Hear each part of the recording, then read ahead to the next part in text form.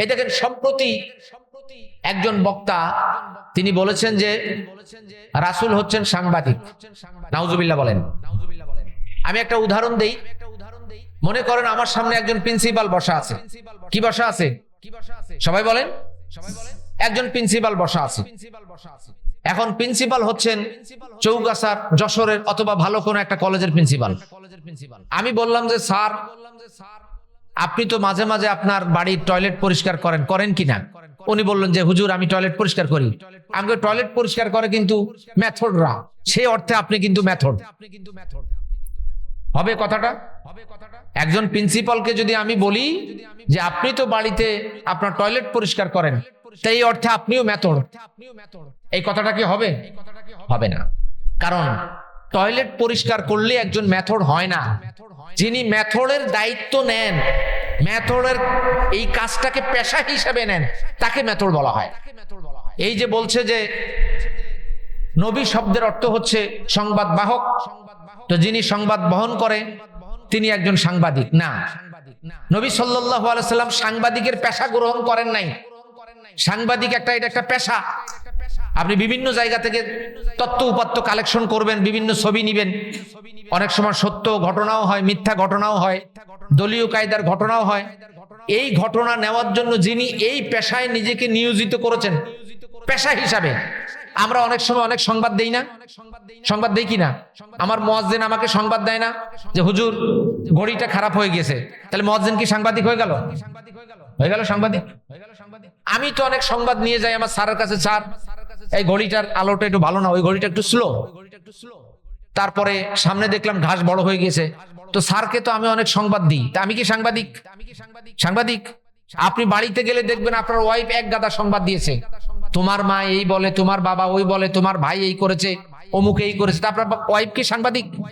সংবাদ দিলেই কি কেউ সাংবাদিক হয়? নাকি ওই সাংবাদিকের পেশা গ্রহণ করতে হয়? পেশা গ্রহণ করতে হয় না, তাহলে সে সাংবাদিক হয়। তাহলে এই জাতীয় কথা এগুলো বলা যাবে না। বলা হয়েছে নবীর ক্ষেত্রে।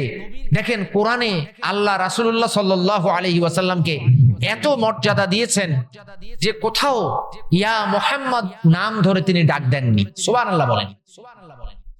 বলেছি ইয়া আইয়ুহান নবী, ইয়া আইয়ুহার রাসূল, এইভাবে বলেছেন, কিন্তু ইয়া মুহাম্মদ বলেও ডাকেননি। কত সম্মান মর্যাদা দিয়েছেন। তো রাসূলুল্লাহ সাল্লাল্লাহু আলাইহি ওয়াসাল্লামের মর্যাদা এমন দিতে হবে। আমরা তো এত অন্ধ যে উনি আমার দল, আমার দলের নেতা, উনি যাই বলে সেটাই আমি মেনে নিচ্ছি। ঠিক না? ইউটিউবে গিয়ে দেখবেন অনেক আলেম, অনেক বক্তা, অনেক মুফতি আরেকজনের দোষ ধরছেন, ভুল ধরে দিচ্ছেন যে অমুক বক্তা এটা বলেছে এটা ভুল, অমুক বক্তা এটা বলেছেন এটা ভুল। আপনার কাছে কি মনে হয় উনি কি ভুল ধরছে? ম্যাক্সিমাম ভুল ধরছে না। কারণ উনি যদি চরমনার হয়ে থাকেন তো চরমনার লোকের ভুল উনি ধরবেন না। উনি যদি জামাত ইসলামের হয়ে থাকে জামাত ইসলামের লোকের ভুল উনি ধরবেন না। উনি যদি আহলে হাদিস হয়ে থাকে তো আহলে হাদিসের লোকজনের ভুল উনি ধরবেন না। দেখবেন আহলে হাদিসের ভুল ধরে চরমনা আলারা, চরমনা আলাদের ভুল ধরে জামাত আলারা, জামাত আলাদের ভুল ধরে আহলে হাদিসরা। খেয়াল করছেন না? ইউটিউবে খুব কম দেখবেন নিজের দলের, নিজের মতের লোকজনের ভুল ধরা হয়। এই কারণে দল মত হবে একটা, সেটা কার? আল্লাহ। আপনি এক দলে এক মতে থাকবেন, তাহলে দেখবেন আপনি সবার ভুল ধরতে পারবেন। কেউ ভুল করেছে, আমার দলের হোক, আমার বাপ হোক, আমার উস্তাদ হোক, আমার শায়েখ হোক, আমি বলবো যে উস্তাদ এখানে ভুল হয়েছে, আপনার এটা সংশোধন করে নেন।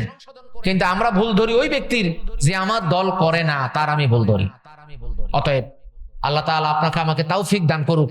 আমাদের ঈমানগুলোকে মজবুত করতে হলে এই ঈমানের উপর অটল অনড় অবিচল থাকতে হবে এবং লা ইলাহার মর্মটা বুঝতে হবে। যে লা ইলাহা আমরা পাঠ করি, অধিকাংশই আমরা এই লা ইলাহার মর্ম বুঝি না।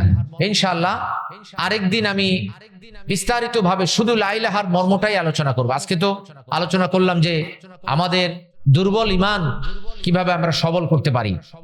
আল্লাহ তাআলা আপনাকে আমাকে আমাদের সকলকে